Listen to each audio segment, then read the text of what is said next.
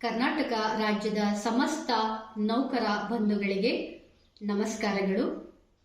ಮೊದಲನೇದಾಗಿ 2024-29ನೇ ಅವಧಿಗೆ ನೂತನವಾಗಿ ಕರ್ನಾಟಕ ರಾಜ್ಯ ಸರ್ಕಾರಿ ನೌಕರರ ಸಂಘದ ಅಧ್ಯಕ್ಷರಾಗಿ ಆಯ್ಕೆಗೊಂಡಂತಹ ಶ್ರೀಯುತ ಸಿ.ಎಸ್. ಷಡಕ್ಷರಿ ಸರ್ ಅವರಿಗೆ ನಮ್ಮ ಸಂಘದ ವತಿಯಿಂದ ಅಭಿವಂದನೆಗಳನ್ನು ಸಲ್ಲಿಸುತ್ತಾ 2024-29ನೇ ಅವಧಿಯಲ್ಲಿ ಮೊದಲ ಬಾರಿಗೆ ಕರ್ನಾಟಕ ರಾಜ್ಯದ ಸರ್ಕಾರಿ ನೌಕರರ ಸಂಘದ ಮೊದಲ ಕಾರ್ಯಕಾರಿ ಸಮಿತಿಯು ಶ್ರೀಯುತ ಸಿ.ಎಸ್. ಷಡಕ್ಷರಿ ಸರ್ ಅವರ ನೇತೃತ್ವದಲ್ಲಿ ದಿನಾಂಕ 11 ಜನವರಿ 2025ರಂದು ಇದೇ ದಾವಣಗೆರೆ ಜಿಲ್ಲೆಯಲ್ಲಿ ಆಯೋಜನೆ ಮಾಡಲಾಗಿದ್ದು 2025-26ಕ್ಕೆ ಸಂಪೂರ್ಣವಾಗಿ NPS ಅನ್ನ ತೊಲಗಿಸಿ OPS ಅನ್ನ ಮರು ಜಾರಿಗೊಳಿಸುವಂತಹ ಒಂದು ಮುಖ್ಯವಾದ ಅಜೆಂಡಾವನ್ನ ಈ ಒಂದು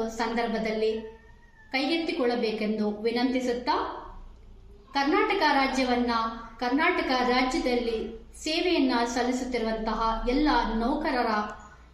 ನೌಕರರಿಗೆ ನ್ಯಾಯವನ್ನ ಒದಗಿಸಿಕೊಡಬೇಕಾಗಿ ವಿನಂತಿಸಿಕೊಳ್ಳುತ್ತಾ ನಾನು ನಂದಿನಿ, ಸಹ ಶಿಕ್ಷಕಿ ಹಾಗೂ ಕರ್ನಾಟಕ ರಾಜ್ಯ NPS ಸಂಘದ ಸಂಘಟನಾ ಕಾರ್ಯದರ್ಶಿ, ಬೆಂಗಳೂರು.